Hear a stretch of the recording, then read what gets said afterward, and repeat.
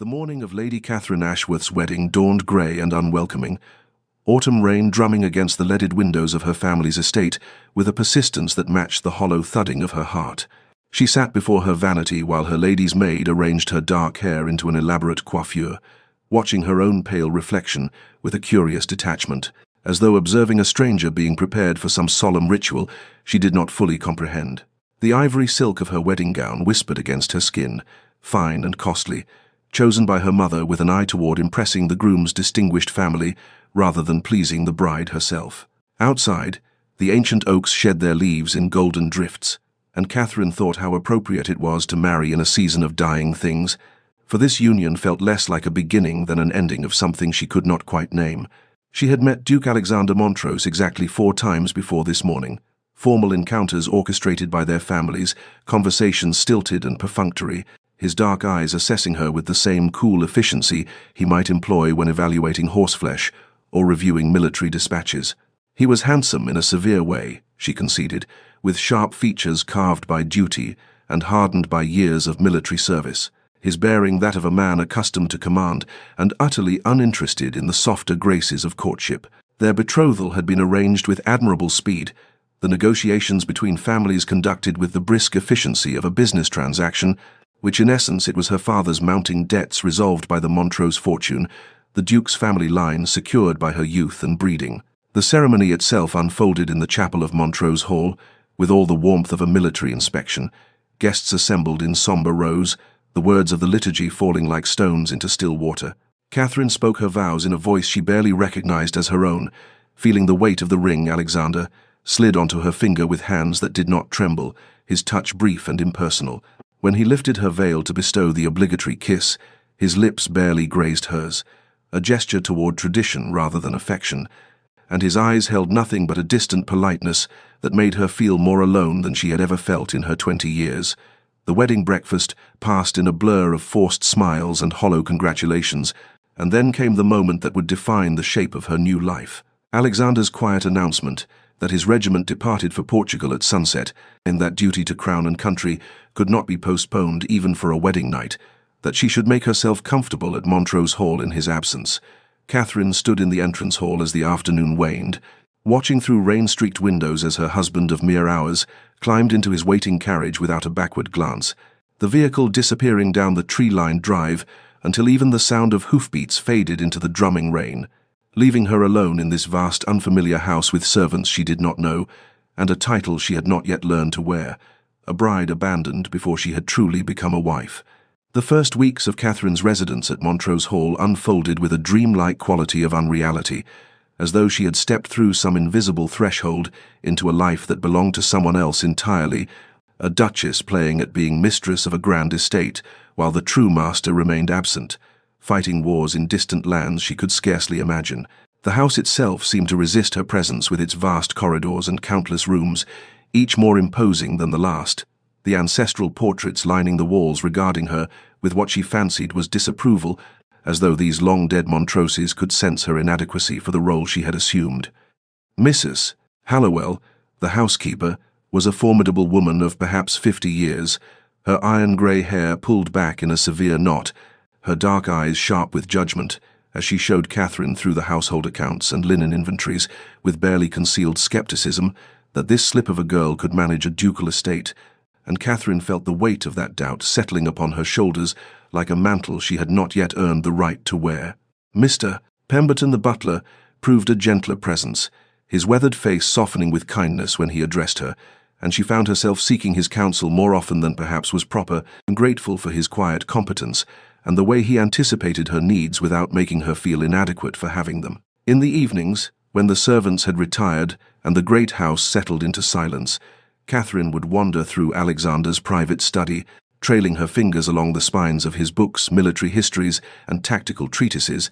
but also worn volumes of poetry and philosophy that spoke of a mind more complex than his stern demeanor had suggested. His desk held maps of the Iberian Peninsula marked with incomprehensible notations, and she would stand studying them as though they might reveal something of the man she had married, this stranger whose name she bore but whose thoughts remained a mystery. Above the fireplace hung a portrait of a woman with dark hair and gentle eyes,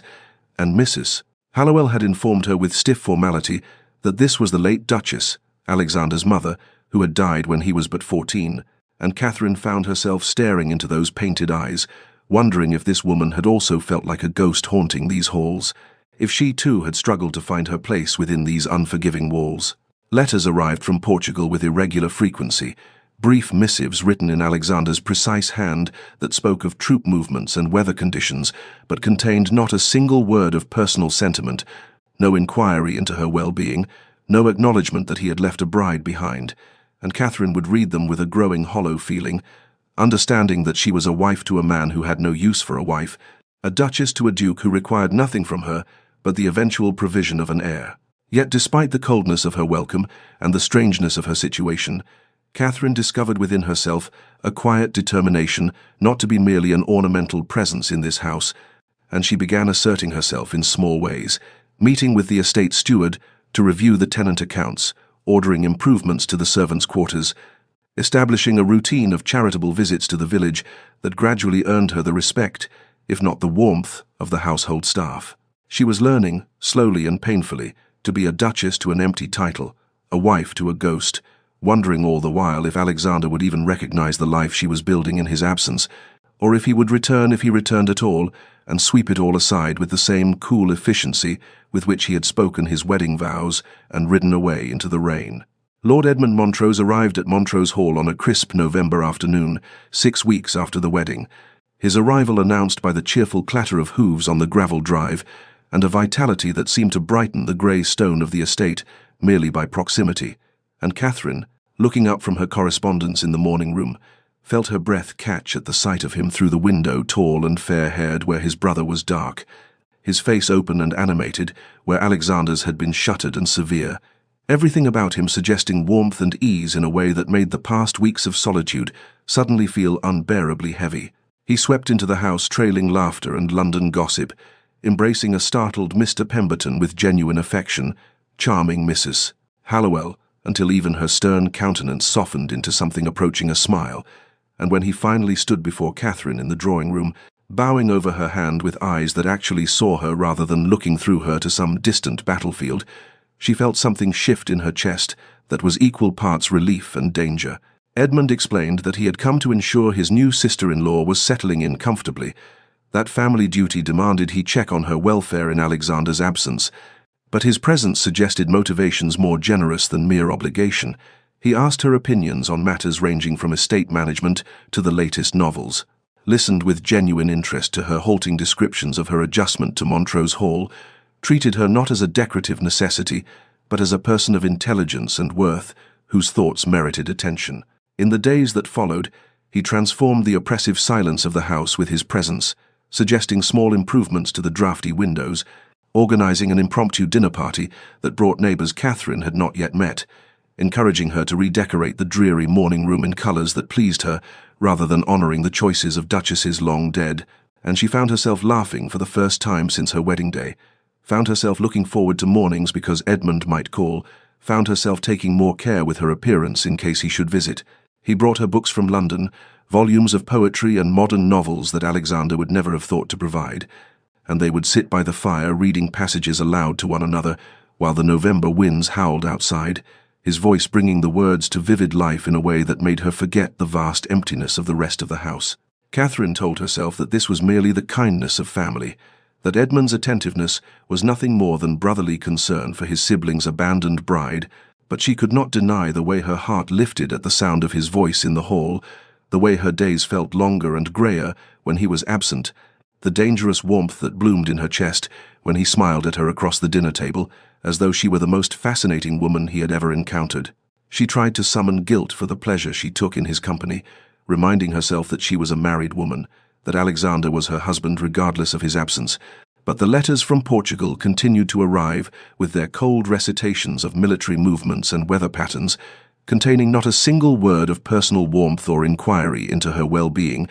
and she could not help the bitter thought that formed in the quiet hours of night that Edmund treated her with more consideration in a single afternoon than Alexander had shown in their entire acquaintance, and if this made her heart a traitor to her marriage vows, then perhaps those vows had been hollow from the moment they were spoken. The weeks passed with the slow inevitability of winter's approach, December bringing frost to the windows and ice to the fountains, and with each passing day, Edmund's visits grew more frequent, while Alexander's letters arrived less often, the intervals between them stretching from weeks to months, until Catherine sometimes wondered if her husband had forgotten her existence entirely, or perhaps never truly registered it to begin with. She and Edmund fell into a rhythm that felt dangerously natural, afternoons spent walking through gardens where their breath misted in the cold air, and their conversations ranged from the profound to the trivial with equal ease, evenings by the fire, reading aloud from books they both loved, discovering a shared passion for Byron's poetry and Walter Scott's romances, and Catherine found herself memorizing the cadence of Edmund's voice, the way his eyes lit with enthusiasm when discussing literature or music, the warmth of his laugh that seemed to thaw something frozen within her chest. The household staff noticed, of course servants always noticed such things, and Mrs. Hallowell's disapproval manifested in tight-lipped silences and pointed remarks about propriety, her dark eyes following Catherine with judgment whenever Edmund was present, as though the housekeeper could see the dangerous current running beneath the surface of their friendship and disapproved of waters she could not control. Catherine told herself repeatedly that there was nothing improper in their interactions, that Edmund was family and his attention merely brotherly concern, but she could not deny the quickening of her pulse when she heard his voice in the hall, the way she found herself choosing her gowns with more care on days he might visit, the dangerous warmth that bloomed in her chest when he smiled at her across the piano as they played duets together, their hands moving in harmony across the keys. It was during one such evening in late December, snow falling softly beyond the windows and the fire crackling warmly in the grate, that Catherine became acutely aware of how close Edmund sat beside her on the piano bench, their shoulders nearly touching as they worked through a complicated Mozart piece, and when her fingers stumbled over a difficult passage, his hand moved to guide hers, his touch sending such a shock through her system that she pulled away as though burned, rising abruptly from the bench with some stammered excuse about the late hour. Edmund had looked at her with eyes that held too much understanding, too much reciprocal feeling, and the silence that stretched between them thrummed with all the things neither could say, all the impossible desires that propriety and honor forbade, and Catherine felt the full weight of her position crushing down upon her legally bound to a man who had abandoned her, emotionally drawn to one who could never be hers, trapped in a marriage that existed only on paper, while her heart yearned for substance and warmth that her husband had never offered and likely never would. That night she lay awake, listening to the winter wind howl around the eaves of Montrose Hall, thinking of Alexander somewhere in Portugal, fighting battles she could not imagine, and wondering if he ever thought of her at all, if the cold formality of his letters reflected genuine indifference, or merely the habits of a man who had spent too long at war to remember how to be tender, and she realized with painful clarity that she was caught between two impossible situations, a husband who was a stranger and a man who could never be more than a friend, her heart divided between duty to vows spoken without love and the aching loneliness of a marriage, unconsummated and abandoned. While winter deepened outside and the walls of the great house seemed to press ever closer, the witnesses to her growing desperation and the dangerous path her thoughts were beginning to travel. January arrived with bitter cold and news that shattered the fragile equilibrium Catherine had constructed within the walls of Montrose Hall, word reaching England through military dispatches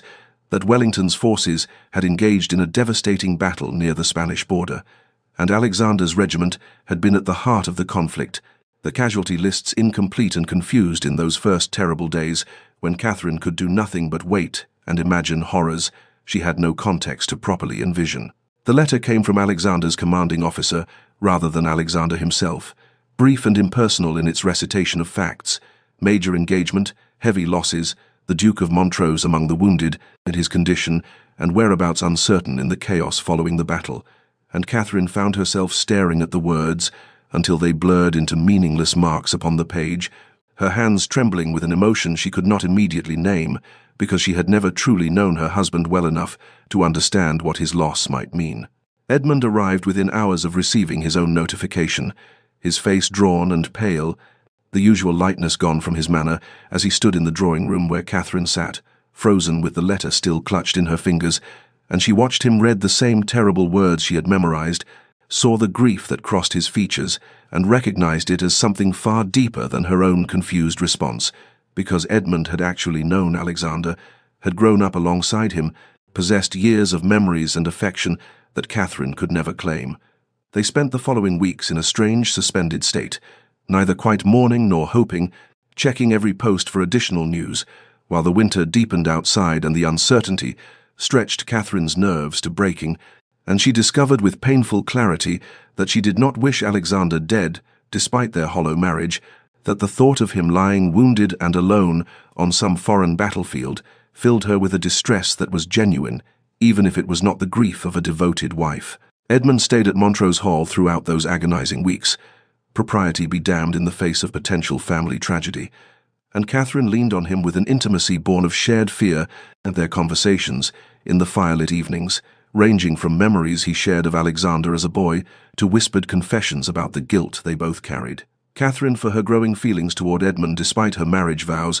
Edmund for the terrible thought that had crossed his mind in the first moment of hearing the news, the shameful flash of hope that Alexander's death might free them both. When the second letter finally arrived in late February, Catherine's hands shook so violently that Edmund had to break the seal, and they read together the terse update from a military surgeon. The Duke had been located in a field hospital, gravely wounded but expected to survive, currently recovering under medical supervision before being sent to convalesce in Lisbon,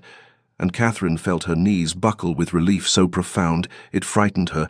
the realization crashing over her that she had been genuinely terrified of becoming a widow to a man she barely knew, and that some part of her had been hoping against hope that Alexander would return, if only to give them a chance to discover whether their marriage might have contained some possibility she had been too lonely and hurt to see. Edmund caught her as she swayed, his arms strong and steady around her, and they stood there in the morning light, holding one another with a desperation that had nothing to do with propriety and everything to do with the shared terror they had endured. And when Catherine finally pulled back to look at his face, she saw her own conflict mirrored there. Relief at Alexander's survival, tangled with the complicated recognition that his return to health meant the continuation of all barriers that stood between them, the impossible situation rendered even more impossible by the knowledge that they had both, in their darkest moments, hoped for a freedom that would have come only through Alexander's death,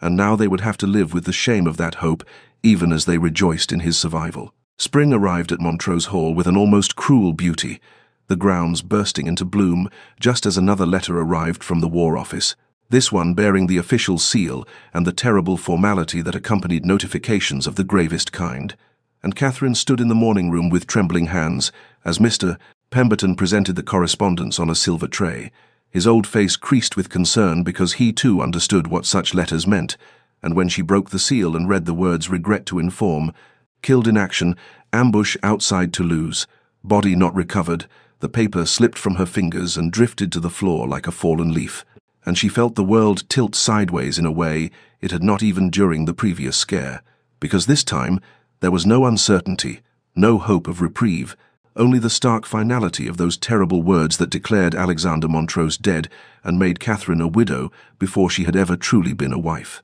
Edmund arrived within the day, his own notification having reached him in London, and Catherine saw in his face a grief so profound and genuine that it shamed her own confused response, because while she felt sorrow and shock and a strange hollow emptiness, Edmund was losing a brother he had known and loved, despite their differences, and she watched him weep with an abandon that moved her deeply, his usual charm and lightness stripped away to reveal the depth of feeling beneath. The household draped itself in mourning, black crape appearing on mirrors and windows, the staff moving through their duties with hushed voices and somber faces.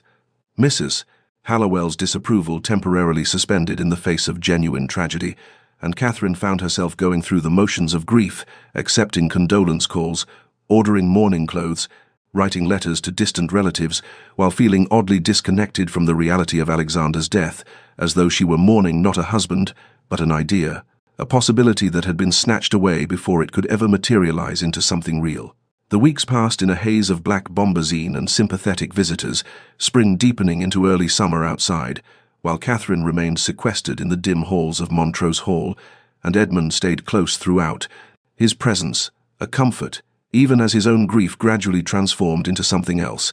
a careful attention that Catherine recognized because she felt its echo in her own heart, the slow, guilty realization that Alexander's death had removed the one insurmountable barrier between them, that they were now free to acknowledge feelings they had been fighting for months, and the knowledge brought with it a shame so heavy, Catherine could barely breathe beneath its weight, because what kind of woman felt relief at her husband's death? What kind of widow allowed herself to think of love when she should be consumed by grief? Yet as the summer months unfolded, and society's expectations of her mourning period became clear a year at minimum before she could even consider remarriage, as longer before it would be truly proper, Catherine found herself in an impossible position, legally free but socially bound, her heart pulling toward Edmund, even as propriety demanded she remain in widow's weeds and solitary contemplation. And Edmund, dear Edmund, seemed to understand her conflict without words, maintaining a careful distance, even as his eyes followed her with an intensity that made her pulse quicken and her hands tremble when he was near, and they danced around the truth between them, like moths circling a flame, both knowing they were moving toward something dangerous and inevitable, both unable or unwilling to stop the slow gravitational pull drawing them together now that death had severed the legal ties that had kept them apart, though Catherine could not shake the terrible guilt that whispered in the dark hours of night that she was betraying Alexander's memory, by allowing herself to feel anything but grief, by permitting her heart to turn toward his brother, when his body was not even cold in whatever unmarked grave held it in foreign soil. Summer arrived at Montrose Hall with a gentleness that seemed almost apologetic after the harsh trials of spring, and the gardens bursting into riotous bloom, as though nature itself sought to compensate for the cruelty of war and loss. And Catherine found herself walking among the roses one warm June afternoon, 3 months into her widowhood, when Edmund appeared on the gravel path, with an expression so tender and conflicted that her breath caught in her throat because she knew without words what he had come to say, what they had both been circling around for weeks now, with the careful dance of two people who understood the enormity of crossing certain lines. He stopped a few paces from her, the summer sun casting shadows across his face, and when he spoke his voice was barely above a whisper, rough with emotion as he said, "Catherine, I cannot continue this pretense any longer. This careful distance we maintain when everyone has departed, and when we are alone in these halls, and I can think of nothing but how much I have come to." And she raised her hand to stop him, tears already gathering in her eyes, because she knew she should not permit him to continue, and should not allow the words to be spoken that could never be taken back. Yet she found herself unable to move,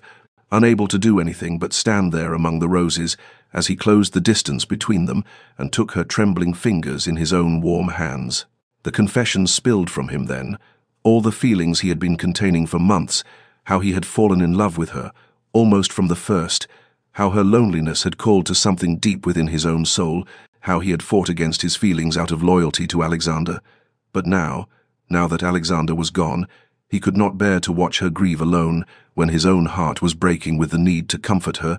to give her the love and devotion she deserved. And Catherine felt herself fracturing under the weight of his words, the truth she had been denying even to herself, rising up to meet his declaration because, yes, she loved him too. He had loved him, perhaps, since those first dark months, when he had been the only light in her isolated existence, and the guilt of that love was nearly crushing but not quite enough to stop her from whispering through her tears, "Edmund, I should not, we cannot, but I," and he understood what she could not quite say, pulling her gently into his arms there in the rose garden where any servant might see, the propriety abandoned in favor of the desperate human need they both felt. Their first kiss was hesitant and sweet, laden with all the guilt and longing they had been suppressing, his lips gentle against hers as though she might shatter, her hands clutching his coat as though he were the only solid thing in a world that had tilted sideways. And when they finally drew apart, they stood with foreheads touching, breathing hard, both knowing they had crossed a line from which there could be no retreat, yet neither willing to regret it entirely. And Edmund whispered that they must wait, must observe a proper mourning period, before making anything official, but that he would wait as long as necessary if she would only promise him hope, promise him a future when the time was right. Catherine agreed through her tears, understanding that what they were beginning was secret and dangerous and weighted with the ghost of Alexander's memory, yet unable to deny herself this one source of warmth in the cold landscape of her grief. And as the summer weeks passed, they conducted a careful courtship disguised as family support, and stolen moments in the library when the household slept, whispered conversations in the garden at twilight, Edmund's hand finding hers beneath the table during dinner, and slowly, so slowly, Catherine began to feel the weight of Alexander's memory lighten, began to imagine a future that held not just duty and grief, but genuine happiness, began to allow herself to live again in ways she had never truly lived before. And Montrose Hall itself seemed to transform with their carefully hidden joy,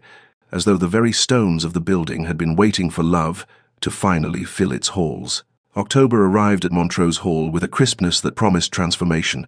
the leaves turning gold and crimson as though nature itself celebrated the change that was about to unfold. And on a morning when mist hung low over the gardens, Edmund came to Catherine in the library where she sat reading, his face more serious than she had seen in weeks. And before she could speak, he knelt before her chair in the traditional posture, drawing from his pocket a ring that had belonged to his mother, a delicate sapphire surrounded by small diamonds that caught the morning light, and his voice trembled slightly as he said, "Catherine, we have observed the proper mourning period. We have been patient and careful, but I can wait no longer. Will you do me the extraordinary honor of becoming my wife?" She felt tears spring to her eyes as she whispered yes, her hand shaking as he slipped the ring onto her finger, and when he rose to kiss her, it was with a joy so pure and unrestrained that all the months of guilt and secrecy seemed to burn away in its warmth, leaving only the promise of a future they could finally claim openly. The announcement was made to society within the week, carefully worded notices sent to the appropriate newspapers, letters dispatched to family and friends, and while there were those who whispered behind gloved hands about the unseemly haste of a widow marrying her late husband's brother, most agreed that 6 months was technically sufficient mourning for a marriage that had lasted mere hours before the husband's departure, and Edmund's position and Catherine's impeccable behavior during her widowhood smoothed most objections, and soon Montrose Hall buzzed with the pleasant chaos of wedding preparations. Catherine found herself in the modiste's shop in the nearby town, standing before mirrors as bolt after bolt of fabric was draped around her, and the contrast to her first wedding preparations could not have been more stark. Then she had chosen quickly and without care, knowing the gown would be seen by no one who mattered, worn for a ceremony that was mere formality. But now she examined each detail with the attention of a woman who was truly becoming a bride, selecting a gown of ivory silk with delicate Brussels lace at the throat and sleeves, a creation that would take weeks to complete, but would be perfect for the November ceremony they had planned. Edmund was everywhere in those weeks, his enthusiasm infectious as he spoke of the life they would build together. They would travel to Italy for their honeymoon, he said, spend the spring in Venice and Florence seeing all the art and architecture she had only read about in books, and when they returned to Montrose Hall, they would fill its rooms with laughter and music, and eventually children, many children, he hoped, and he would be a better husband than Alexander had ever been, because he understood the precious gift he was being given in Catherine's hand and heart. The household responded to the engagement with mostly genuine pleasure, Mr. Pemberton's old face creasing into smiles as he oversaw preparations, the younger maids giggling as they cleaned and polished every surface until the manor gleamed, though Mrs. Hallowell maintained a certain reserve, her lips pressed thin whenever she observed the couple together, as though she alone remembered that Catherine had been Duchess of Montrose before she became Edmund's intended, but even her disapproval could not dim the joy that seemed to permeate every stone of the estate. The wedding date was set for the 3rd Saturday in November, enough time to prepare properly, but not so distant as to seem hesitant, and as the leaves fell from the trees and the first frosts touched the gardens, Catherine felt herself transforming from the abandoned bride she had been into something entirely new, a woman who had chosen her own happiness, who had survived loneliness and loss, and emerged ready to embrace life with open hands. And when she looked at Edmund across the dinner table or walked with him through the autumn gardens, she felt certain that this time, this wedding, would be the beginning of something real and lasting and true, that the future finally held not merely duty but genuine promise, and she allowed herself to believe that happiness was not just possible but inevitable, that she had earned it through the long months of waiting and grief, and that nothing could now stand between her and the life she had dreamed of during those dark, solitary nights when Alexander's ghost had haunted these halls and Edmund's love had seemed impossibly distant. November came to Montrose Hall with a bitter chill that seemed to presage something darker than mere winter, and Catherine stood in her chamber 2 weeks before the wedding, examining the ivory silk gown that hung against the wardrobe, her heart light with anticipation despite the grey skies outside, when the sound of carriage wheels on gravel drew her to the window,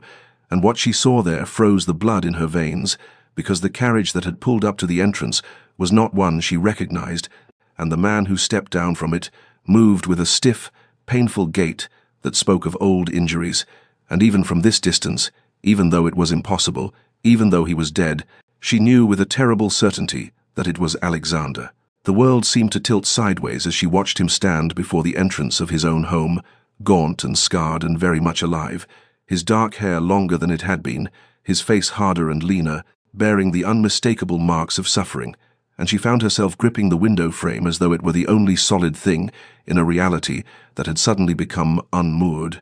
her mind racing through impossible explanations, even as her heart began a slow, sickening descent, because she understood in that moment that everything she had built with Edmund, all the happiness she had allowed herself to claim, was about to shatter like glass. She made her way down the stairs on trembling legs, arriving in the entrance hall just as Mr. Pemberton opened the door, the old butler's face going white with shock as he beheld his master return from the grave, and Alexander stepped into the house with the bearing of a man who had walked through hell itself,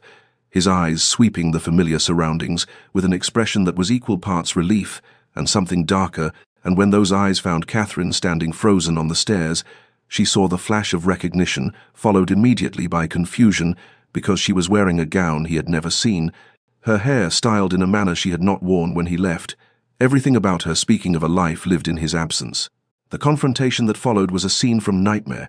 Edmund appearing from the library at the sound of voices, his face transforming from curiosity to absolute horror as he beheld his brother, and the three of them stood in a terrible triangle in the drawing room, where Catherine had to explain through numb lips that yes, Alexander had been reported dead, that yes, she and Edmund had believed it, that yes, they were engaged to be married in a fortnight, each word falling like stones into the awful silence,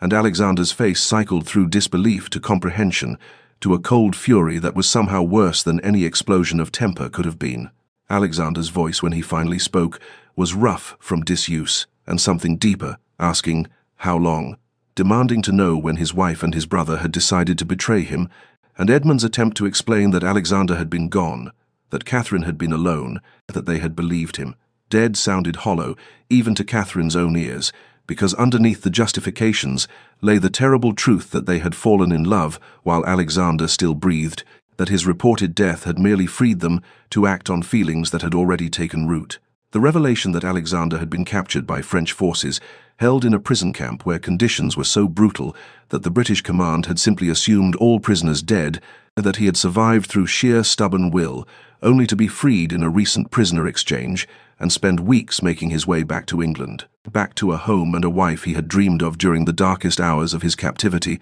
only to find that wife planning to marry his own brother. This revelation hung in the air like an accusation that needed no voice, and Catherine felt the weight of her guilt crushing her, even as part of her wanted to scream that he had abandoned her first, that he had left her alone in this vast house, mere hours after their wedding, that she had every right to seek comfort where she could find it. Edmund's anguish was written across every line of his face as he looked between his brother and the woman he loved. And when he spoke, it was to say that he would leave immediately, that he understood the engagement must be dissolved,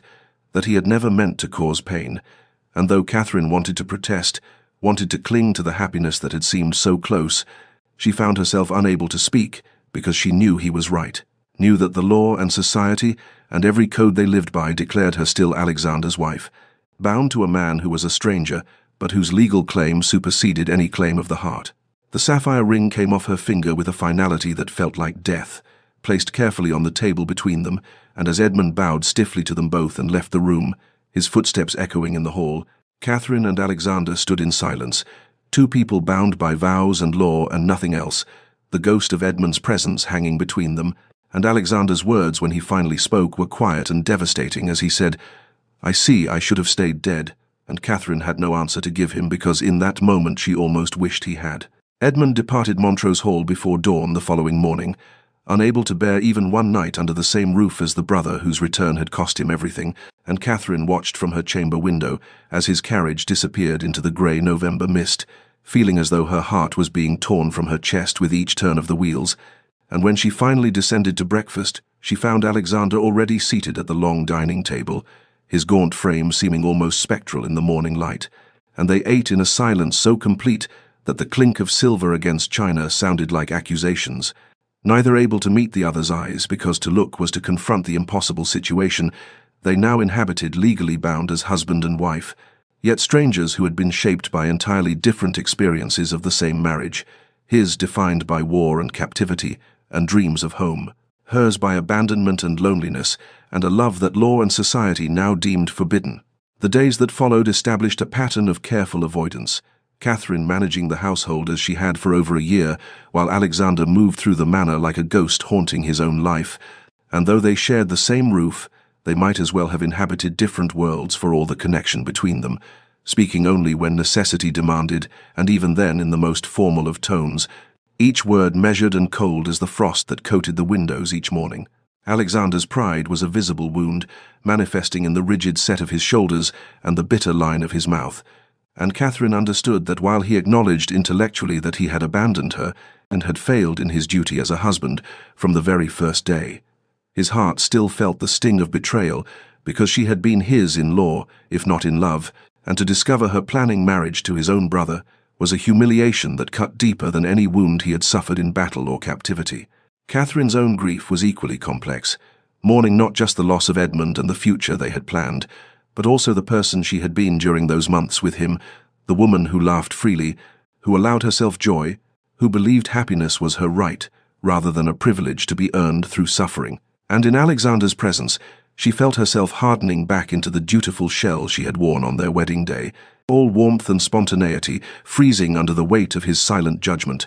The household moved around them with the careful steps of people navigating a battlefield. Mr. Pemberton's face perpetually creased with worry, Mrs. Hallowell's lips pressed even thinner than usual as though vindicated in her earlier disapproval, the younger servants whispering in corners about the strange marriage of their master and mistress who barely spoke and never touched. And Catherine wanted to scream at them all that she had not asked for this, that she had been a good and faithful wife until every reason for faithfulness had been stripped away. But she maintained her composure because that was what duchesses did. They endured with grace even when their hearts were breaking. Yet as November deepened toward December, Catherine began to notice things about Alexander that penetrated even her grief and anger, the way he winced when the weather turned cold, favoring his left side where she suspected old injuries lingered, the nightmares that sometimes woke him in the hours before dawn when she heard his cries through the walls that separated their chambers, the haunted look in his eyes when he thought himself unobserved, as though he had brought the ghosts of war home with him and could not quite believe he was truly safe. And despite everything, despite her love for Edmund and her resentment of Alexander's return, she felt an unwanted stirring of compassion for this scarred stranger who was her husband. Alexander, too, was beginning to see Catherine with new eyes, observing the quiet competence with which she managed the estate, the kindness she showed to servants, the careful accounting books that revealed her stewardship had not merely maintained Montrose Hall but improved it, and he began to understand what Edmund had seen in her, began to recognize that in abandoning her, he had not just failed in duty, but had missed knowing a woman of genuine worth and strength, though this recognition brought no comfort, only a deeper shame that twisted in his gut alongside the anger,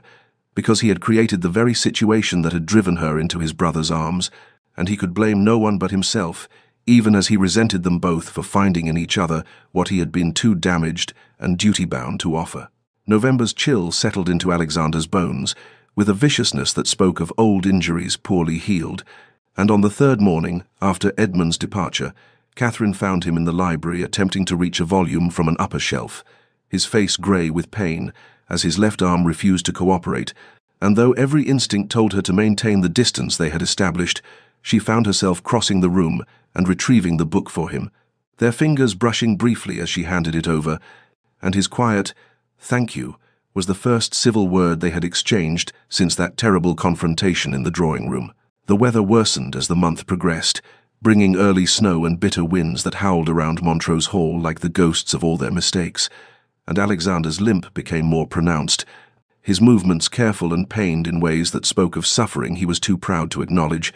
until one evening Catherine noticed him attempting to manage the stairs to his chamber and saw him pause halfway up, gripping the banister with white knuckles, and she understood that whatever wounds he had sustained in captivity still plagued him in ways he would never admit. She began leaving a draft for pain on the table outside his door each night, never mentioning it, never waiting to see if he took it, simply ensuring it was there, and though he never thanked her, she noticed the glass was always empty by morning, and this small, silent exchange became a thread connecting them across the chasm of hurt and resentment. Their conversations remained stilted and brief, conducted with the formal politeness of strangers forced to share accommodation, but gradually Catherine began to notice details about Alexander that penetrated her grief and anger, the way he paused before her mother's portrait in the hall, with an expression of such profound sadness that she understood his loss had been as great as her own.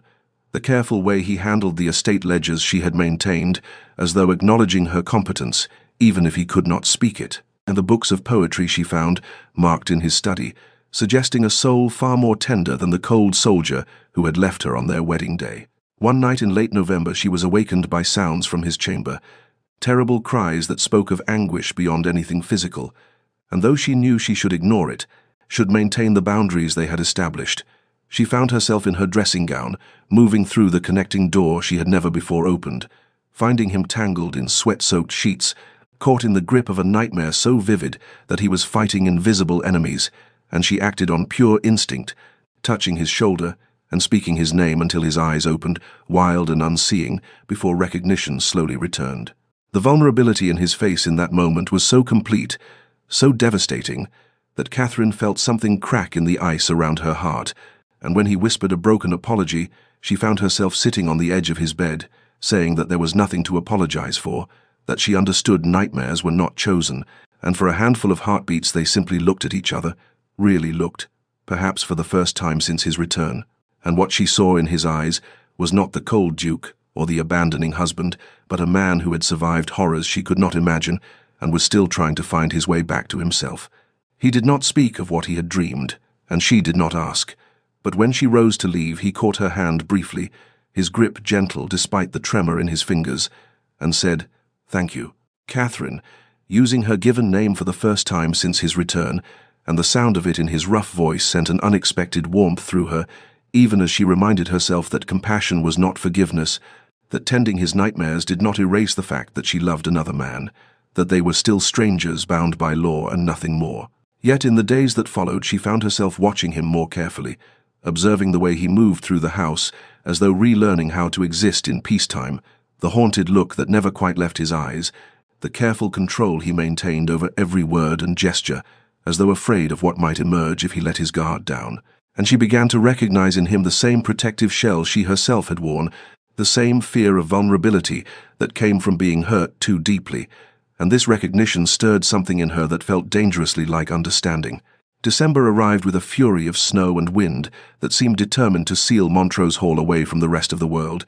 and on the morning of the 15th, exactly 1 year since their wedding, Catherine woke to find the windows completely obscured by white, the drifts so high that even the stables were barely visible, and though neither she nor Alexander mentioned the significance of the date when they met at breakfast, she saw in his eyes that he remembered, just as she did, and the cold ceremony and his departure into rain, while she had stood alone in her bridal gown, feeling like a widow before she had ever truly been a wife. The snow continued throughout the day, trapping them together more completely than they had been since his return, and by evening, when the servants had retired early due to the cold, Catherine and Alexander found themselves the only souls awake in the vast manor, drawn almost against their will to the warmth of the library fire, where they sat in chairs positioned at a careful distance, the silence between them heavy with all the words they had not spoken. It was Alexander who broke first, his voice rough as though he had forgotten how to speak of anything beyond the practical necessities of their daily existence, and he said, "I was thinking of Badajoz today, the siege, and I realized it was snowing then too, though nothing like this, and I remember believing I would die there, and my only regret was that I had never really lived, never allowed myself to want anything beyond duty and honor." Catherine looked at him across the firelight, seeing the shadows that played across his scarred face, and something in his raw honesty compelled her own,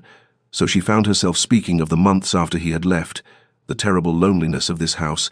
the way she had felt like a ghost haunting someone else's life, and for the first time she spoke Edmund's name aloud between them, acknowledging that his brother had given her something to live for when she had been drowning in the emptiness Alexander's departure had created. The confession hung in the air like the snow outside, dangerous and transformative, and Alexander's hands tightened on the arms of his chair before he said quietly, "I failed you from the beginning, Catherine. I knew it even as I left that day. I told myself it was duty, that the war required me, but the truth was I was a coward, afraid of what it would mean to let someone matter to me when I believed I would likely die in Spain. She heard the admission for what it was, not an excuse but a recognition of his own culpability, and she nodded slowly, saying, "You did fail me, and I will not pretend otherwise, but I failed you too. Or at least I failed the vows we made, even if those vows felt hollow at the time, and perhaps we have both been paying the price for decisions made in fear rather than courage." They talked through the night as the storm raged outside, speaking of things they had never shared with anyone. Alexander's terror during his months of captivity, his belief that he would never see England again, and his dreams of home that had sustained him through horrors she could barely comprehend. And Catherine's own journey from dutiful daughter to abandoned wife, to woman who had dared to reach for happiness, only to have it snatched away, and in the telling they began to see each other, not as the people they had imagined, but as the flawed, frightened, hopeful souls they actually were. As dawn broke grey and cold, revealing a world transformed by snow into something strange and beautiful, they sat in exhausted silence, and Alexander finally said, "We cannot recapture what we never had, Catherine, but perhaps we might build something new from these ruins, if you are willing." And she looked at him with eyes that burned from tears and weariness, and saw not the Duke who had abandoned her or the obstacle to her happiness, but simply a man asking for a chance, and she heard herself saying, "I am willing to try, though I do not know if my heart can heal from Edmund. I do not know if I can ever feel for you what I felt for him." And Alexander's response was gentle, almost tender, as he said, "I am not asking you to love me, only to allow me the opportunity to prove I can be the husband I should have been from the start." They shared a meal together that morning, in a silence that was no longer hostile but companionable, almost peaceful, and though Catherine knew that one night of honesty could not undo a year of pain and anger and grief, she felt something shift in her chest, the smallest crack in the ice that had formed around her heart, and she thought that perhaps, just perhaps, there was a way forward through this impossible situation they inhabited together. January arrived with a tentative softness that seemed to mirror the fragile truce Catherine and Alexander had established, and on the morning of the new year, Alexander appeared at breakfast with a book in his hand,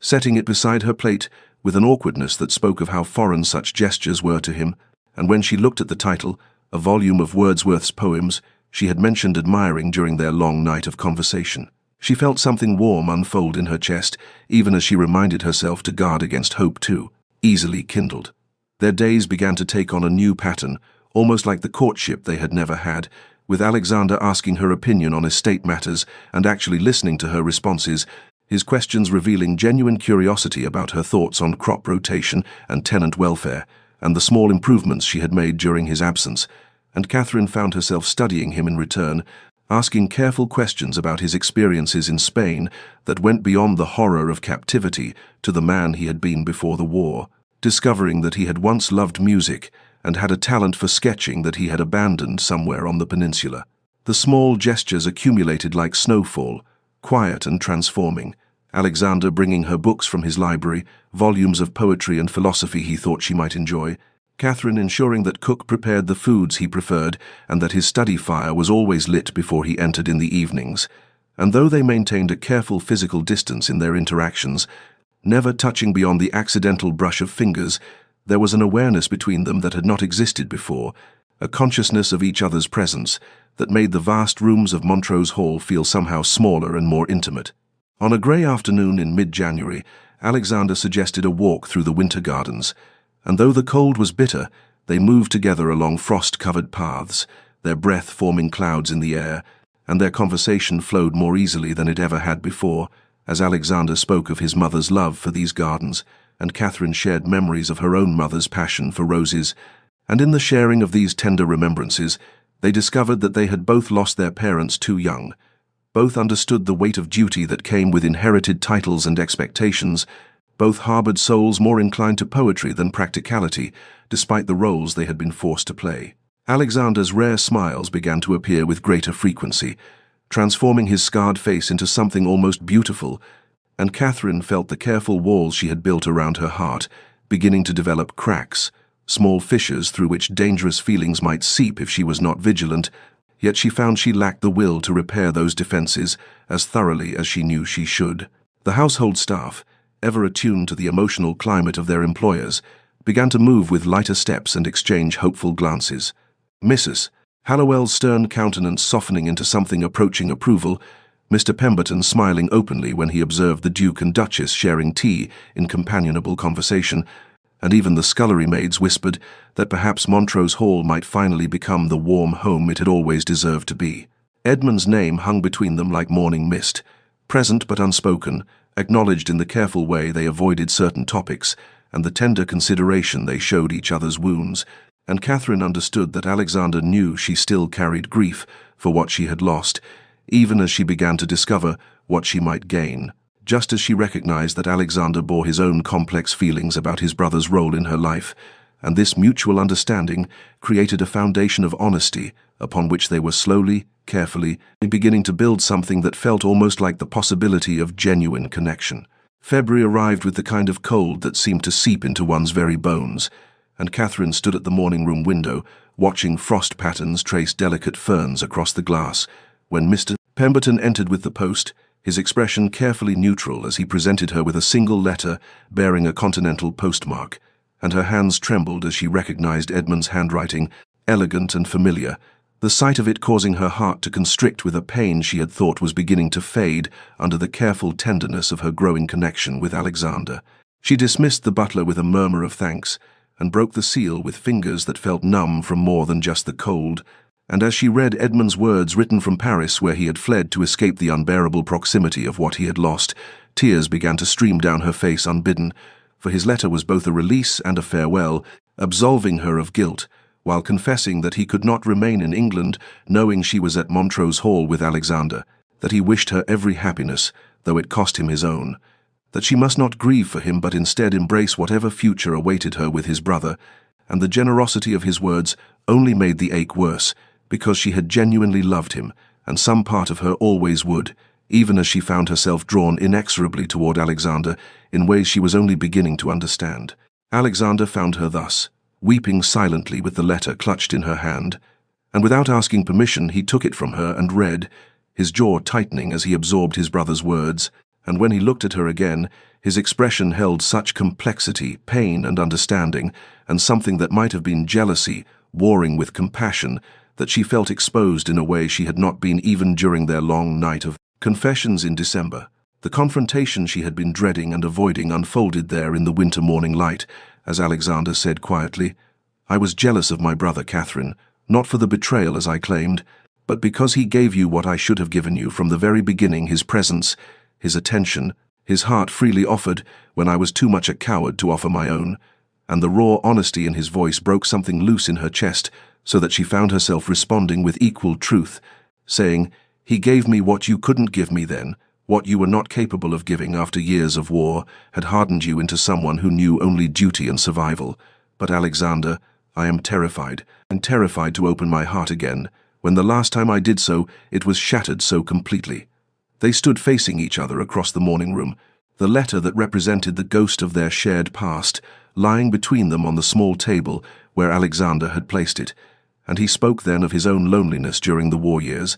his belief that he had become incapable of the softness that love required, his conviction that he would die in Spain, and thus his determination not to leave anyone behind who would grieve him, and Catherine heard in his confession an echo of her own fears about vulnerability and loss, and the terrible risk of allowing oneself to hope. The moment stretched between them like a bridge half-built, and Catherine understood that they stood at a crossroads where they must choose either to retreat into the safe formality that had characterized the early months of Alexander's return, or to risk genuine vulnerability with all its attendant dangers, and she saw in Alexander's eyes that he understood this too, that he was offering himself without defenses or pretense, asking her to do the same, and though terror gripped her heart, she found herself taking a step toward him instead of away, choosing courage over safety, possibility over protection, and in that single step, she felt the first true stirring of something that might, given time and patience and daily choice, transform into the love she had once believed impossible between them.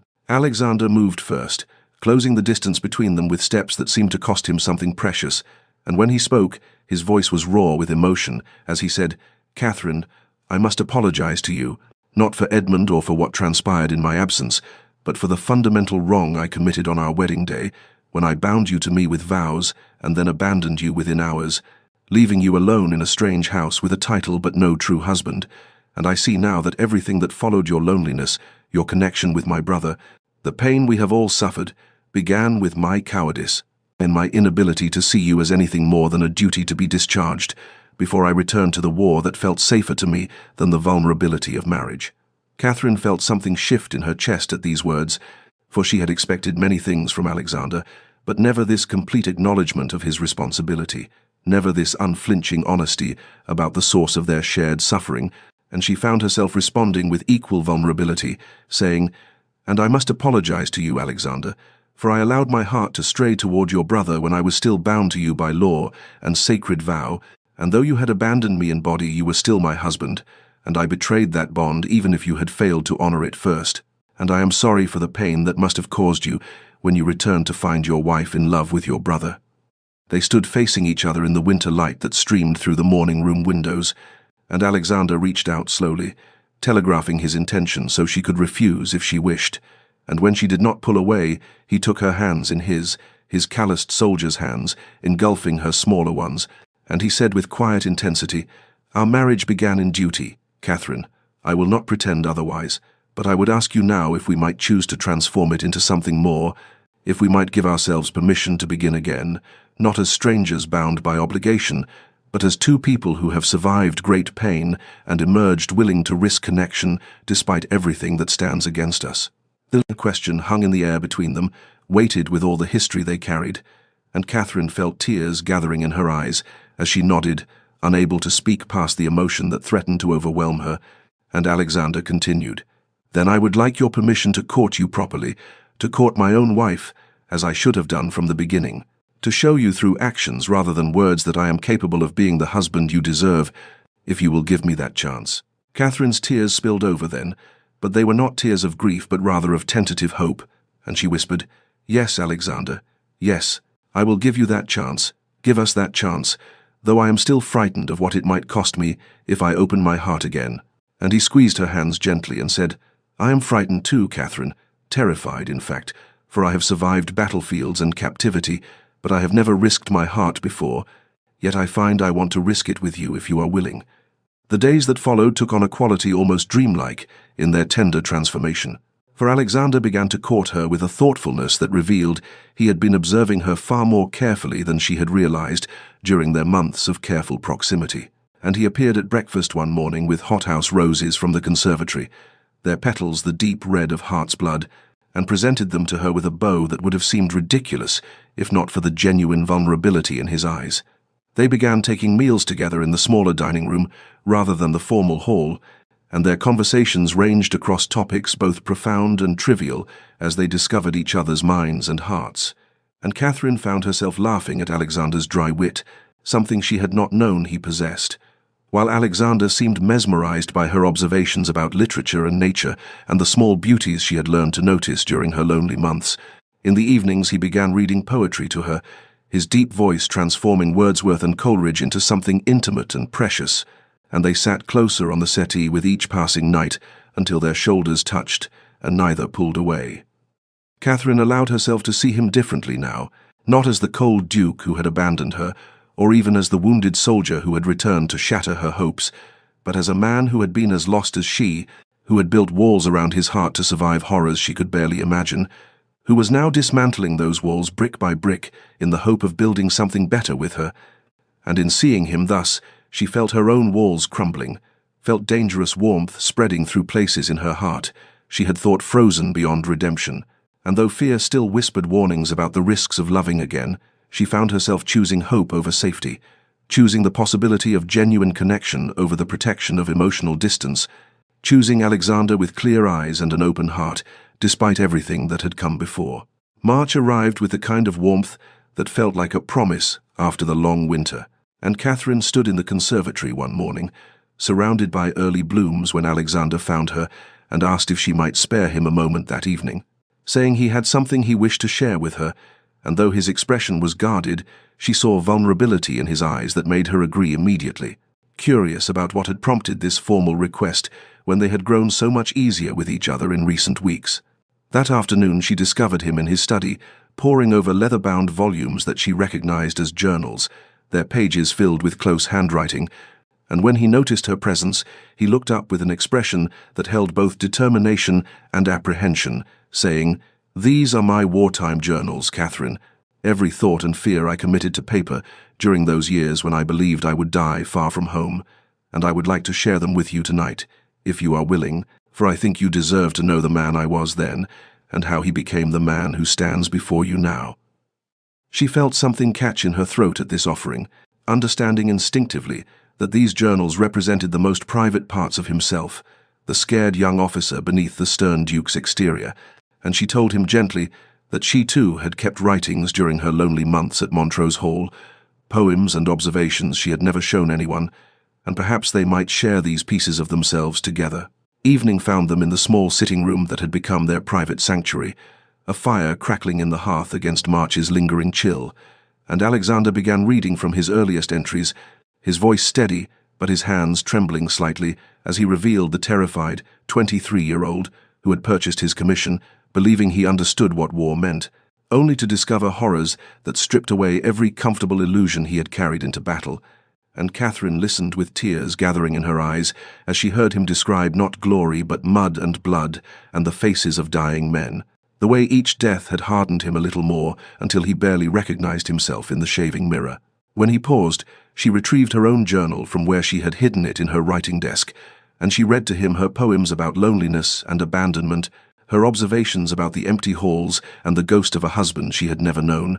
And as she read, she watched his face crumple with pain at understanding what his abandonment had truly cost her, not just practical loneliness, but a deeper soul ache that had nearly broken her before Edmund's arrival. And when she finished reading, Alexander reached for her hand and said hoarsely, "We are more alike than I ever imagined, Catherine, both of us hiding tender hearts behind walls we built to survive our separate pains, both of us convinced we were incapable of the vulnerability that love requires." They sat in silence for a long moment, hands clasped, and then Alexander told her he had arranged something special for the following evening, asking only that she trust him, and when she agreed, he pressed a kiss to her knuckles with a tenderness that made her heart race. The next evening he led her to the conservatory after dinner, and she gasped upon entering to find it transformed into something magical, and hundreds of candles casting flickering light across spring flowers. He had arranged himself with the gardener's help, hothouse roses and early tulips, and delicate narcissus, creating an explosion of color and fragrance, and in the center of it all he had set a small table laid for two with fine china and crystal, and as she turned to him with wonder in her eyes, he took both her hands and said with quiet intensity, "I cannot undo the past. Catherine cannot reclaim the year and more that I wasted through my own cowardice and blindness, but I would like to build a future with you, if you will have me, not as a duty or obligation, but as a choice we make freely, as two people who have survived great pain and emerged willing to risk everything for the possibility of genuine love." Catherine felt tears streaming down her face as she looked at this man who had been a stranger, then an abandoner, then a returned ghost, and who had somehow transformed into someone she was beginning to love with a depth that terrified and exhilarated her in equal measure, and she whispered, "We already have vows binding us. Alexander, vows spoken in a cold church nearly 2 years ago when neither of us understood what we were promising, but I would like to honor those vows now with genuine feeling, to choose you, and choose us, and choose the possibility of building something real from the ruins of what might have been." He pulled her close then, one hand cradling her face with infinite gentleness, and asked, "May I kiss you, Catherine?" Not as a husband claiming his rights, but as a man who has fallen in love with his wife and wishes to show her the depth of his feeling. And she nodded, unable to speak past the emotion that threatened to overwhelm her, and when his lips met hers, it was nothing like the perfunctory brush of mouths at their wedding ceremony, but instead a tender, hesitant exploration that spoke of new beginnings and promises chosen rather than imposed, and she felt herself opening to him like the spring flowers surrounding them, felt hope blooming in places she had thought frozen beyond redemption, felt the future stretching before them, not as a burden to be endured, but as a gift to be cherished. And when they finally drew apart, he rested his forehead against hers and whispered, "Thank you for giving me a second chance, Catherine, for seeing past what I was to what I might become."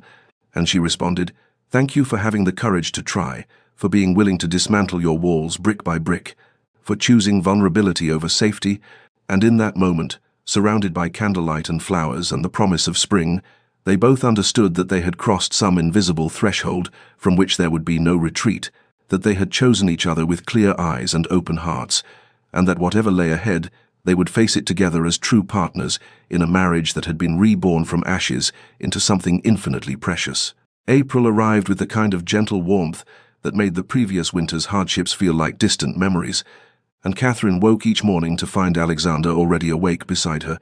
watching her with an expression of wonder that never failed to make her heart skip, for they had begun truly living as husband and wife in every sense, in their days taking on a rhythm that felt both natural and miraculous after so many months of painful distance and careful proximity. They spent mornings together in the estate office, planning improvements to the tenant cottages and discussing which fields should be rotated for summer planting,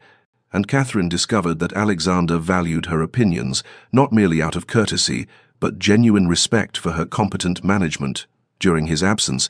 and she found herself leaning into his shoulder as they reviewed ledgers, his arm coming around her waist as though such casual intimacy was the most natural thing in the world. The afternoons found them riding across Montrose lands together, Alexander on his great black stallion and Catherine on the gentle mare he had chosen specifically for her comfort, and they explored every corner of the estate as though seeing it anew through each other's eyes, pausing at the old stone bridge where Alexander told her about climbing these very stones as a boy, or stopping at the tenant farms where Catherine introduced him properly to families she had come to know during his absence, and the tenants remarked with poorly concealed delight at how the stern Duke softened when he looked at his Duchess. In the evenings they established their own private rituals, sometimes reading in the library with Catherine curled against Alexander's side, as his deep voice brought poetry and novels to life, other times playing chess before the fire, with playful banter and gentle teasing that would have been unimaginable mere months ago. And Alexander's rare laughter became less rare with each passing day, his smiles coming more easily as the haunted look gradually faded from his eyes. Catherine bloomed under this genuine affection, like a flower that had been waiting for proper sunlight, her natural warmth and joy emerging from beneath the protective shell she had built during her lonely months, and the household staff remarked to one another how her laughter now rang through the halls, and how she moved through Montrose Hall with the confidence of a woman who finally knew herself beloved. Physical intimacy developed gradually between them, each touch chosen and cherished rather than claimed or obligated, and when Alexander finally carried her to his chambers one night in late April, both of them trembling with anticipation and tenderness, their union was everything their perfunctory wedding ceremony had not been, tender and emotional and transformative in ways that left them both weeping and laughing in each other's arms afterward. The morning after, Catherine woke to find herself wrapped in Alexander's embrace, his face peaceful in sleep in a way she had never seen before, and when his eyes opened and found hers, he whispered with raw emotion, "I feel as though I have come home after a very long war, Catherine, as though every battle and every suffering was merely the journey that led me to this moment with you." And she felt tears gather in her eyes as she responded, "Perhaps we both have, Alexander, perhaps we both have been fighting our own wars and have finally found our way to peace." And he kissed her then, with a reverence that spoke of promises renewed and freely chosen. The household could not help but notice the transformation, for the Duke and Duchess moved through their days with an obvious affection that manifested in 1,000 small gestures. The way Alexander's hand sought Catherine's during meals, the way Catherine's face lit up when he entered a room, the tender glances they exchanged when they thought no one was watching, and even stern Mrs. Hallowell was seen smiling as she observed them together in the garden, and Mr. Pemberton remarked to the other staff that Montrose Hall had finally become the home it was always meant to be, filled not merely with duty and obligation, but with genuine love and joy. May arrived with the kind of gentle sunshine that made everything feel possible, and Catherine was arranging roses in the morning room when Mr. Pemberton appeared with a silver tray bearing a letter, his expression carefully neutral as he informed her that Lord Edmund Montrose had returned to England and had written requesting permission to call upon them at their convenience. And she felt her hands still upon the flowers as her heart began to race with a complicated mixture of emotions she had thought long settled. She found Alexander in the library reviewing estate correspondence, and when she handed him the letter without speaking, he read it carefully before looking up at her with an expression of quiet determination, saying, "We will face this together, Catherine, as we face everything now." And she felt such gratitude for his steadiness that she had to blink back tears as she nodded her agreement, knowing that this meeting was necessary if they were truly to leave the past behind them. They sent word that Edmund was welcome to call the following afternoon, and Catherine found herself unable to settle to any task as the appointed hour approached, her mind returning again and again to the man who had filled her loneliest months with warmth and companionship, the man she had loved and lost and grieved, the man whose memory had become a ghost haunting the edges of her transformed marriage. Alexander seemed to sense her agitation and kept close to her throughout the day, his presence a quiet anchor, and when Edmund's carriage finally appeared on the drive, Catherine reached for her husband's hand without thinking, drawing strength from the solid warmth of his grip. Edmund stepped into the drawing room, looking older than Catherine remembered, his boyish charm tempered by something that looked like hard-won maturity, and for a long moment the three of them stood in terrible silence, the weight of everything that had passed between them heavy in the air, until Edmund broke the stillness by bowing formally to Catherine and extending his hand to Alexander with visible emotion. The brothers clasped hands, and then, as though some dam had broken, pulled each other into an embrace that spoke of years of separation and pain, and the deep bond that had survived even betrayal, and Catherine watched through tears as Alexander said hoarsely, "I am sorry, brother, for the impossible situation my abandonment created," and Edmund responded with equal emotion, "And I am sorry for allowing my feelings to override my duty to you and to honor." And in that moment Catherine understood that whatever else this meeting brought, it would not destroy the fragile happiness she and Alexander had built. They sat together over tea, the conversation stilted at first, but gradually easing into something almost natural, and Edmund spoke of his time on the continent with a wistfulness that suggested he had been running from pain rather than seeking adventure, and when Catherine asked gently if he had found what he sought abroad, he smiled sadly and admitted that he had mostly found distance and the slow healing that comes from accepting what cannot be changed. Alexander surprised them both by reaching across to grip his brother's shoulder and saying with complete sincerity, "I owe you a debt, Edmund, for caring for Catherine when I had abandoned her to loneliness, for showing her the kindness and attention I should have provided, for being the man I was too broken to be." And Edmund's eyes filled with tears as he responded, "You owe me nothing, Alexander, for what I felt was real and selfish in equal measure, and I see now that what you and Catherine have found together is something I could never have given her. A love built on shared suffering and hard-won understanding, rather than the easy comfort of avoiding pain." Catherine found herself speaking then, her voice steady despite the emotions churning within her, telling Edmund with complete honesty that she would always be grateful for the warmth he brought to her darkest months, that his kindness had kept her from drowning in loneliness, that she had loved him truly if briefly, but that she now understood that what she shared with Alexander was built on foundations that could weather any storm because they had already survived the worst that life could offer. Edmund listened with visible emotion and then said something that released them all from the lingering ghost of what might have been, admitting that he could see the love between Catherine and Alexander in every glance they shared, every unconscious touch, every moment of natural intimacy, and that while what he had felt for Catherine was real, he recognized now that they belonged together in a way that transcended his own feelings, that some loves are meant to heal us and move us forward rather than to last forever. They parted that evening with embraces and tears, and the sense of a chapter finally, truly closed, Edmund promising to visit again when his travels brought him back to England, and as Catherine and Alexander stood in the doorway watching his carriage disappear into the spring twilight, she felt Alexander's arm come around her waist and heard him whisper, "Thank you for loving me enough to face that, for being brave enough to lay the past to rest," and she turned into his embrace, knowing that they had passed through the final test of their transformed marriage and emerged stronger for it. The ghost of Edmund's love finally laid to rest with grace and mutual respect,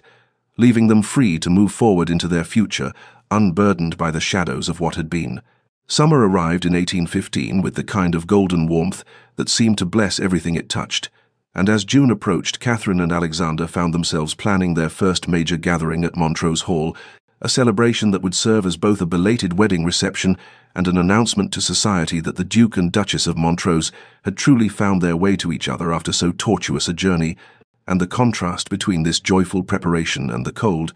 hurried ceremony of 2 years prior was so striking that Catherine sometimes had to pause in her arrangements, simply to marvel at how completely her life had transformed. The estate bloomed under their combined attention, roses climbing the stone walls in profusion, and the great hall decorated with garlands of summer flowers.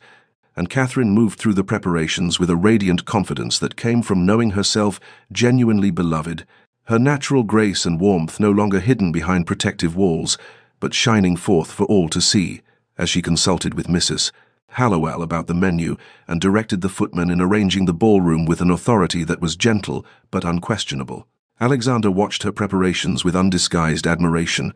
This man who had once been so stern and distant, now relaxed and smiling as he observed his wife transform Montrose Hall into a place of celebration, and the household staff remarked to one another that they had never seen the Duke so at peace. His haunted soldier's eyes now bright with contentment whenever Catherine entered a room, his hand seeking hers with unconscious tenderness at every opportunity. The evening of the celebration arrived with perfect weather, the summer sun casting long golden rays across the manicured lawns as carriages began arriving from neighbouring estates and from London, society coming to witness what they had heard whispered in drawing rooms across England, that the cold Duke of Montrose had somehow transformed into a devoted husband, and his abandoned bride had become a confident and beloved duchess. Catherine greeted their guests in a gown of pale blue silk that made her eyes luminous,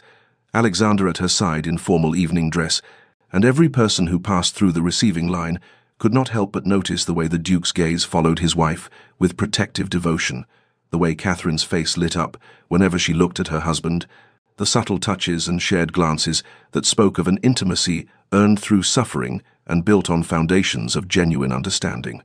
The dancing began as twilight painted the sky in shades of rose and gold, and when Alexander led Catherine onto the floor for the first waltz, the room fell silent to watch them move together with such natural grace and obvious affection that more than one matron dabbed at her eyes, remembering the gossip that had swirled 2 years ago about the hasty wedding and immediate abandonment, and marveling at how love had somehow bloomed in such unlikely soil. As midnight approached and the celebrations continued in full swing, Alexander drew Catherine away from the crowds into the garden, where lanterns hung like stars among the roses, and there in the soft darkness he pulled her close and whispered that he had an announcement he wished to make to their guests, and Catherine's heart began to race as she realized what he intended, for they had shared their joyful secret only between themselves until this moment, savoring the knowledge in private before declaring it to the world. They returned to the ballroom hand in hand, and when Alexander called for silence and raised his glass to toast his duchess, his voice was thick with emotion as he declared before all assembled that Catherine had given him the greatest gift imaginable, that she had transformed his house into a home and his duty into devotion, and that come winter she would make him the happiest of men by presenting him with an heir, and the room erupted in congratulations and joy as Catherine blushed and accepted embraces from ladies who had once pitied her as an abandoned bride. Later, as the guests departed and the servants began clearing away the remnants of celebration, Alexander and Catherine walked together through the quiet gardens, and his arm around her waist and her head resting against his shoulder, and in the soft darkness he said with wonder in his voice, "If I could relive that day in 1813, Catherine, I would never have left you, never have been so foolish as to abandon what I had been given." And she turned to face him with tears shining in her eyes as she responded, "If you had not left, my love, if we had not walked through darkness and pain and the terrible wilderness of misunderstanding, we might never have found our way to this place, to this love that we choose daily rather than accept as obligation, and perhaps that makes it more precious than if it had come easily." And he kissed her then with such tenderness that she felt the truth of their journey settle into her bones, the wisdom that some loves must be forged in fire to become unbreakable, that patience and choice and the courage to begin again can create something more beautiful than any fairy tale romance. And as they stood together in the garden of Montrose Hall, with the future stretching bright before them, both understood that they had finally, truly come home. 5 years had passed since that golden summer celebration of 1815, and on a crisp autumn morning in 1820, Montrose Hall rang with the kind of laughter that would have been unimaginable in the cold, silent days when Catherine first arrived as an abandoned bride. For now 3 children filled the ancient corridors with their joyful chaos. Young James at 5 years old, already showing his father's serious nature, tempered by his mother's warmth. Little Charlotte at 3, possessing her mother's grace and her father's determined spirit. and baby William just beginning to toddle after his siblings with squeals of delight that made even the stern Mrs. Hallowell smile indulgently. Catherine stood at the nursery window watching Alexander in the gardens below, his dark hair now touched with distinguished silver at the temples, his posture relaxed as he knelt in the grass to examine something James had discovered among the roses,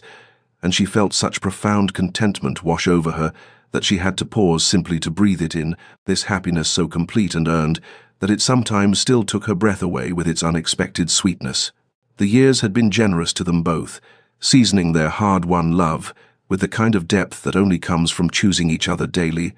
from weathering small storms together and celebrating quiet victories, from building a life brick by brick on foundations of genuine understanding and mutual devotion rather than obligation and duty. Alexander had transformed from the haunted soldier who returned from war into a devoted husband and father who read bedtime stories with voices for all the characters, who carried tired children on his shoulders through the estate, who still sought Catherine's hand across the dinner table after all these years, and who whispered his gratitude for her patience every night before sleep, as though the wonder of their love had never become commonplace to him. Catherine herself had bloomed into the role she was always meant to inhabit, no longer the uncertain girl abandoned on her wedding day, but a confident duchess, beloved by her household and her tenants, a mother whose children ran to her for comfort and wisdom, a wife who had learned that the greatest strength sometimes lay in choosing vulnerability over protection, in risking one's heart even after it had been broken, in believing that transformation was always possible if both parties were willing to do the difficult work of becoming. That evening, after the children had been tucked into their beds with kisses and promises of stories tomorrow, Catherine and Alexander sat together in their private sitting room, she with her embroidery and he with his book, comfortable in the companionable silence that had become their favorite form of intimacy. And when he looked up to find her watching him with soft eyes, he set aside his reading to reach for her hand, bringing it to his lips with the tenderness that had never diminished despite their years together, murmuring as he did every night, "Thank you, my love, for your patience with a fool who nearly lost the greatest gift he had ever been given." And she responded as she always did with tears shining in her eyes.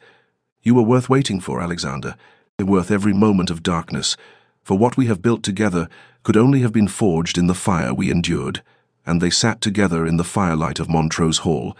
their children sleeping peacefully above them, their love a testament to the power of second chances and the grace of beginning again. Dear listener, perhaps you have known your own version of this journey, the false start that felt like failure, the wrong path that seemed to lead only to pain, the love that appeared impossible until patience and choice and the courage to be vulnerable transformed it into something more beautiful than you had imagined possible. Catherine and Alexander's story teaches us that the greatest love stories are rarely the ones that begin perfectly in a blaze of passion and certainty, but rather those that endure imperfectly through seasons of doubt and darkness, emerging stronger for having survived the trials that would have destroyed lesser bonds. Remember that transformation is always possible if both hearts are willing to do the difficult work of changing, that patience can heal even the deepest wounds if given time and tenderness, that choosing love daily with intention and grace is infinitely more powerful than falling into it once in a moment of heady emotion. In your own life, when faced with broken beginnings and shattered expectations, when standing in the ruins of what you thought your story would be, remember that there is always time to begin again, always possibility for redemption and renewal if you have the courage to remain open to it. May you find the strength to be vulnerable even when your heart has been wounded, the patience to allow transformation to unfold in its own time rather than forcing growth that cannot be rushed, and the deep peace that comes from love truly chosen rather than merely accepted as obligation. Rest well tonight knowing that even the coldest winter eventually yields to spring, that even the most abandoned heart can find its way home, that redemption is always within reach for those brave enough to extend their hands toward it. This story comes to you from Tales of Heart and Healing, and may it serve as a gentle reminder that your own journey, however difficult, however marked by false starts and painful detours, can still lead you to the love and belonging you seek if you refuse to surrender to despair and instead choose hope. Again and again, until hope becomes reality and the life you were meant to live finally unfolds before you in all its hard-won glory.